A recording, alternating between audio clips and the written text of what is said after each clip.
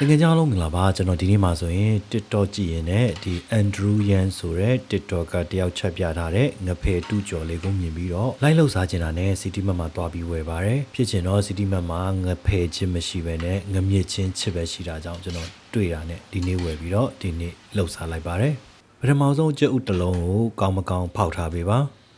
ဂျင်းကိုချစ်ထားတာမှမဟုတ်ရင်ညံ့ညံ့လေးထောင်ထားပေးပါကျက်တုံပြိုလည်းဒီလိုပါပဲချစ်ထားဒါမှမဟုတ်ရင်ထောင်းထားပေးပါဝယ်တာလဲငမြင့်ချင်းအသားကြီးချစ်ထားတာက15ကျပ်သားလောက်ရှိပါတယ်250 gram ပါဒီငါးထဲမှာအယိုးလေးရှိမရှိတော့တစ်ချက်စစ်ပေးပါဇလုံးတစ်ခုထဲမှာငါးတွေထည့်မယ်ပြီးသွားရင်ဖောက်ထားတဲ့ကျက်ဥတစ်လုံးထည့်ကျက်တုံပြိုထည့်ပြီးသွားရင်ဂျင်းအရေကိုညှစ်ထည့်ကောမုတ်ကစပွဲတင်စုံ2စွန်းအကျော်မုတ်ကစပွဲတင်စုံ2စွန်းထည့်ပါတယ်အကျော်မုတ်ထဲမှာပွားစေးတွေပါလာကြောင်းကျွန်တော်ကတော့ဆိုတာတွေထပ်ပြီးတော့မထည့်တော့ပါဘူးအရသာအတွက်စားနဲ့အရသာမုတ်လေးနည်းနည်းထည့်ပါမယ်ငရုတ်ကောင်းမုတ်လေးလည်းနည်းနည်းထည့်တယ်အဓိကကဒီငါးကကြစ်ကြစ်ကြီးမဖြစ်စေဖို့အတွက်ရေကို3-4စွန်းလောက်ထည့်ပါတယ်အကယ်၍ရေမထည့်ဘဲနဲ့ကြော်တဲ့အခါမှာဆိုရင်ဒီငါးကြော်ကြီးကကြစ်ကြစ်ကြီးနဲ့စားမကောင်းပါဘူး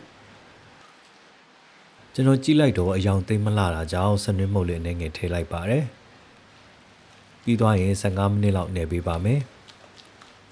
ငဖယ်ပေါက်တယ်လို့ပဲကျွန်တော်တို့ပေါက်ပြီးတော့ရပါတယ်ဒါမှငါးကပို့ပြီးတော့စီးမှာပါ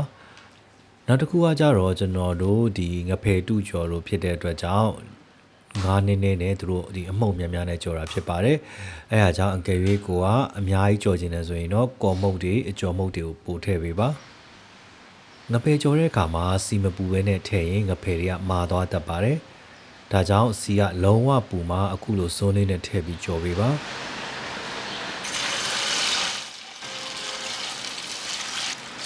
ကျွန်တော်ကအလောဘကြည့်ပြီးတော့အသုံးကြီးသွားတဲ့အတွက်ကြောင့်အပြင်ကကျွတ်ပြီးတော့အထက်ကပြုတ်ဤဖြစ်နေပါတယ်ဒါကြောင့်ကျွတ်လေးကြိုက်တယ်ဆိုရင်တော့တိတိလေးတွေလောက်တာကပို့ပြီးတော့မွေးပါတယ်ဒါမှမဟုတ်ရင်ဒီ Andrew Yan ကြော်ထားသလိုအပြားလေးလုပ်ပြီးကြော်လေးရပါတယ်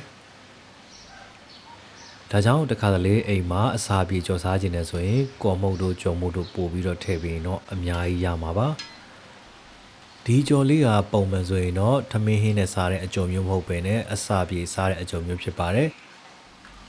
ရွှေရောင်တန်းတယ်ဆိုရင်တော့ဆယ်လိုက်လို့ရပါပြီ